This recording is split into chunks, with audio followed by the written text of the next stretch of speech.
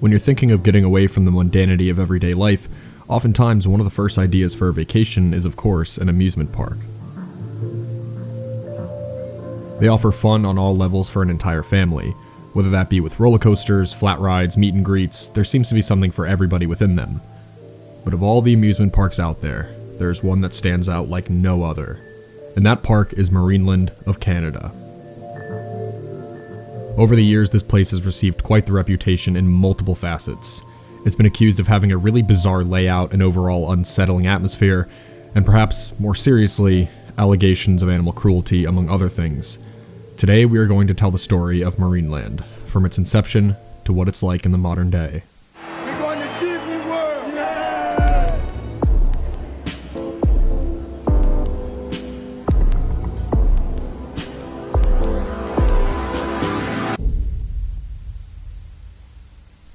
Waving tails, it's sailing around and upside down. Happiness is Marineland.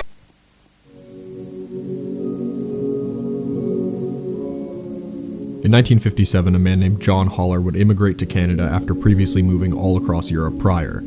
He was originally born in Slovenia in 1935, but eventually found himself in Germany, where he worked with sea lions and bears in a circus, which would foreshadow what he would later do with his own business. Upon arriving in Canada, he noticed that by Niagara Falls, there surprisingly weren't too many tourist attractions, which inspired him to attempt to come up with his own. Eventually, in 1961, he would open an exhibit called Marine Wonderland and Animal Farm, which featured 3 sea lions and a pair of large steel water tanks that he welded together. This exhibit cost 25 cents to view and another 25 cents to feed the sea lions with fish. This little exhibit would of course gradually develop into the park that we know today, and very soon with it would begin controversies, which would also continue all the way until the present day. This started in 1963 when one of the sea lions would actually escape its enclosure, making it all the way over Niagara Falls. This prompted Haller to send out a reward for the sea lion's capture, and it was eventually spotted by a teenager named Tommy Haynes on May 26th. The following day, Haller and a few of his men went to capture the sea lion, and this did not happen without a fight. When the men restrained the seal, it wound up biting Haller's arm, where they then used a rope to haul the animal up a 40-foot embankment to Haller's car. After this incident, Haller stated that the seal had an injured flipper, as well as an inflamed eye and mouth. Despite the animal's best attempt, it was headed back to the exhibit. That following year, in 1964, Haller would expand by adding a few more animals, most notably being a few dolphins, and 2 years after that, it would add a 2,000-seat aqua theater, complete with shops and aquariums. By 1967, the place had rapidly become quite popular, and would continue expanding even more, adding more animals and attractions with each year. By far the most notable of all the animal additions would be in 1971, when they began adding orcas. These would be the largest hits yet with the general public, as well as the start of much more controversy. During this year, an aquarium in British Columbia named Sealand of the Pacific had captured 6 orcas, with one of them being listed to be sent to Marineland. When this happened, a sea of animal rights activists protesting against commercial whaling caused an uproar, and attempted to prevent this orca from being transferred to Marineland. Dave Barrett, the then Premier of British Columbia, attempted to prevent this from happening, according to the historian and author Jason Colby. He declares a moratorium on killer whale capture in provincial waters, even though he has no legal way to do that, and he demands that Sealand and Marineland release these whales, because the practice of capture was neither morally nor biologically justified. As is said there, British Columbia law actually could not do much to prevent any of this, so Dave Barrett instead attempted to pressure ferries and airports to refuse the transportation of this animal. Eventually, after a hard fight, the orca would still be transported, where it arrived in Marineland soon after. In the late 70s, the now famous Canada's Wonderland amusement park was announced, which immediately pressured Marineland to become more than just an animal exhibit. With this next massive expansion, Marineland would begin turning into the strange park that we know today. This expansion most notably included theming elements such as a castle, rivers, and the infamous Dragon Mountain roller coaster, which is surely one of the weirdest roller coasters in the world. When it opened in 1983, it claimed to have broken multiple records, including both being the longest roller coaster on Earth in ride time and in track length. Funny enough, it was revealed through time that it had neither of these records when it opened, but that's not to totally downplay the ride because it is still absolutely massive, and at the same time feels empty, like it's using so much space that it doesn't know what to do with. With a 3.5-minute ride and covering a staggering 30 acres of space, this ride was originally intended to be an unbelievably ambitious theme, including a volcano, a dragon, and a replica of Niagara Falls itself. But it was too good to be true and didn't work out. Aerodynamics still designed the ride around the planned theming, which is why it appears so strange. Way later in 2006, the park attempted to finally give it some theming, which mostly included the volcano around its main helix. But this element also looks like it wasn't totally finished, which, funnily enough, just adds to this weird feeling even more for many people that have ridden it. As the decade went on, more orcas were added, most notably perhaps being Kiska, who would wind up starring in Free Willy. Other animals were added too, and more non-animal attractions were added. The park was getting more popular by the day, and it fully established itself as the largest tourist attraction in the entire area besides the actual Niagara River.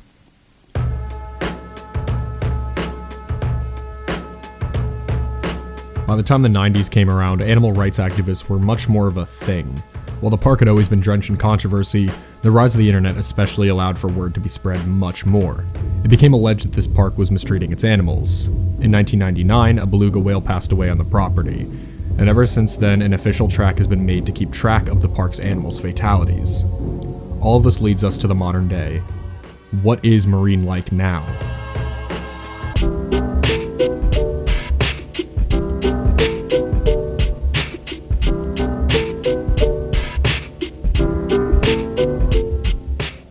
Take your family for the day, watching the whales and dolphins play. Think as you miss a great big kiss. Everyone loves Marineland. Well, as we alluded to much earlier, beyond all the allegations this park has had, simply being here has been described as extremely off-putting to many people. To put it simply, this park is huge, with the land in total spanning over 1,000 acres, which, to put it in comparison, is larger than all 4 of the Walt Disney World theme parks put together. In reality, the majority of this land is completely undeveloped, with about 300 acres being used for the park, which is still quite large. As for the land being used, much like we said with Dragon Mountain, this entire park seems to feel like it has so much space that it doesn't know what to do with. Walkways are absolutely massive, both in width and in length, as the main pathway spans a few entire miles just to reach its end. This all means that it takes a really long time to even walk up to any attractions, making most of it just seem empty and desolate. Other walkways will lead to dead ends or just nowhere, enforcing the uncanny atmosphere this park seems to have. Because of these reasons, even during a busy day, it can seem scarily empty. In these 330 acres, there are just 17 rides, with most of them being flat rides that don't take up a significant amount of space anyways.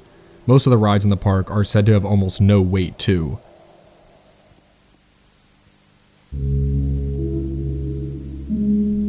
Of course, there are the exhibits, which are still a major part of the park, and today there are 5 marine exhibits and 4 land animal exhibits. And well, if you thought controversies regarding these exhibits were just a thing of the past, you'd be completely wrong. Protests right outside of the park are very common, and Holler seems to take them extremely personally.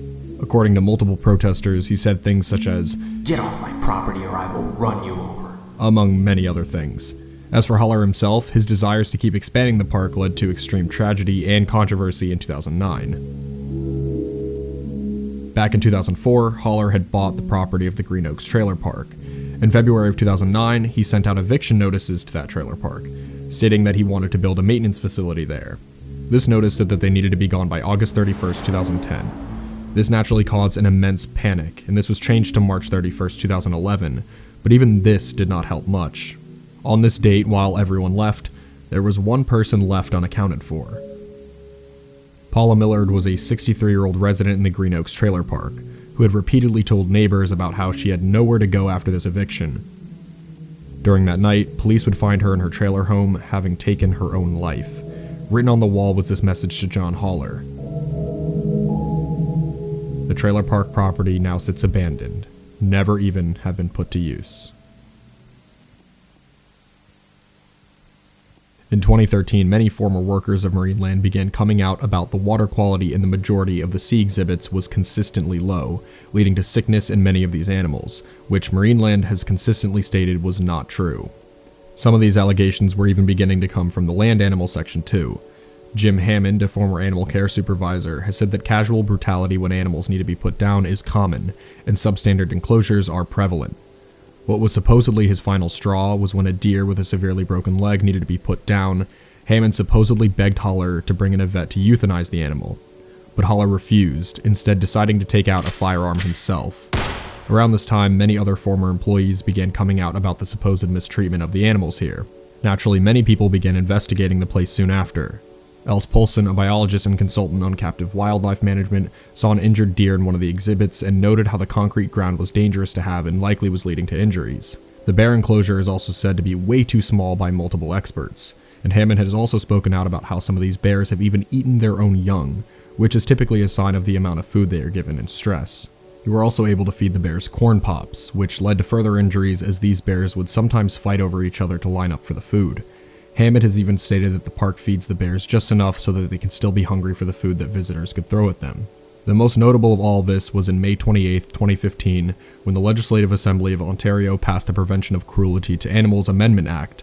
This would not allow Marineland to have any more orcas again, and in 2019, Canada banned whales, dolphins, and porpoises from being bred or held in captivity, period. Tragically for Kiska, she had begun living completely alone in 2011, but couldn't be released either since she would surely die in the wild. This made her the only orca in the entire world living in complete social isolation.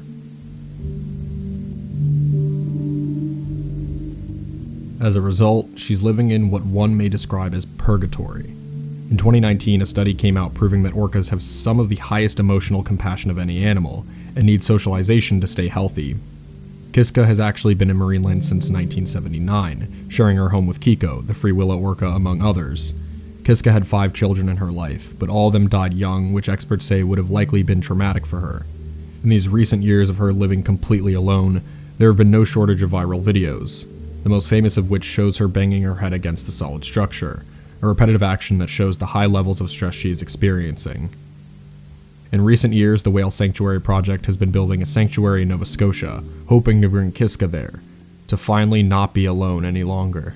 In 2017, the Ontario Society for the Prevention of Cruelty laid a total of 11 animal cruelty charges against Marineland, for many of the reasons stated before, but all were withdrawn in court due to there supposedly being no likelihood of conviction at the time. As we've gone over, Marineland has consistently denied and fought back against these allegations of animal cruelty. In 2013, when Hammond's allegations came forward and protests became more common, Marineland actually put out a YouTube video essentially trying to spin back on these protesters, asking them why they'd want to destroy so many jobs by closing this park. The next time a member of the radical animal liberation movement tries to hand you a pamphlet, ask him why he's trying to kill your job. John Holler himself has even spoken about it in the past, stating, I have a clear conscience. My animals are looked after A1. I would be the biggest fool walking on Earth if I did not take care of these animals. I couldn't afford to lose my animals. Well, you can ask whether what he's saying is true. One thing that is clear is that even if it was, he's still viewing these animals as props, as vessels to make money for his park, which goes against the claims that all of their exhibits being purely educational, a claim that got them out of a few of their lawsuits in the past. Such was also the case when he opened the park all those years ago, as he specifically did it after noticing the lack of tourism attractions outside of Niagara Falls itself. 3, 4, here we go.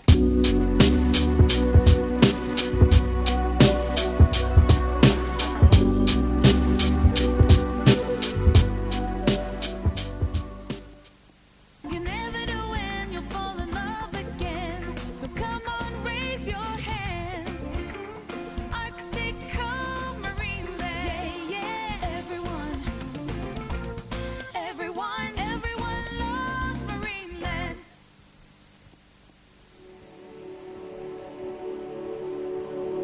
In 2018, an era officially ended.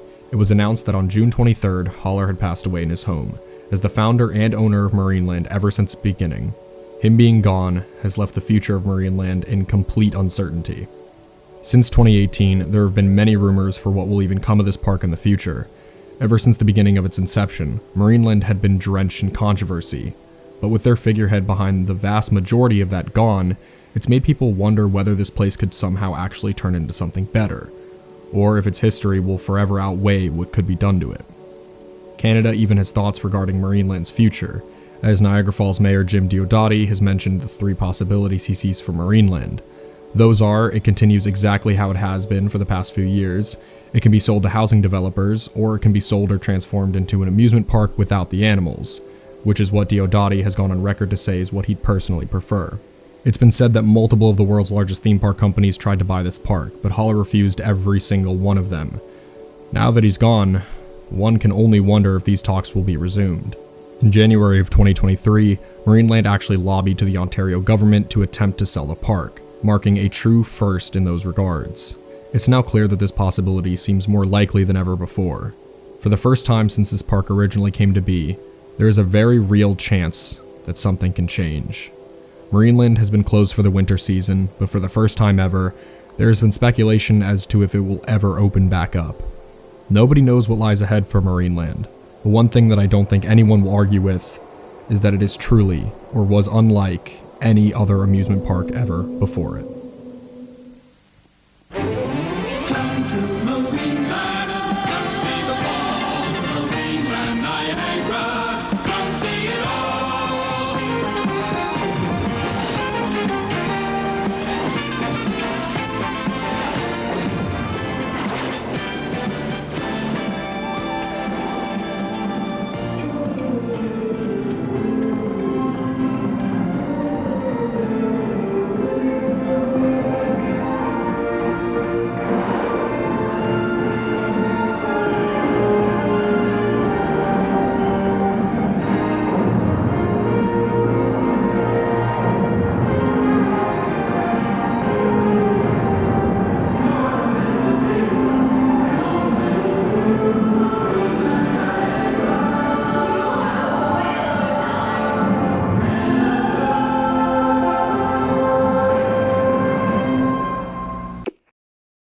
Thank you guys so much for watching. Make sure to like this video and subscribe. If you like the channel, make sure to check out our social medias, they're all in the description below. Make sure to stop by our Discord especially, it's the best place to chat with us and hang out with fellow debunk enthusiasts. Jiff is on there all the time, I pop in like a cryptid. Of course, if you'd like to support the channel, please head over to our Patreon, Debunk Plus. Only $1 a month and you guys get access to videos early, script PDFs, whatever random stuff we decide to put up, and more. As always, my name is Seth from Debunk File. See you guys next time. Bye.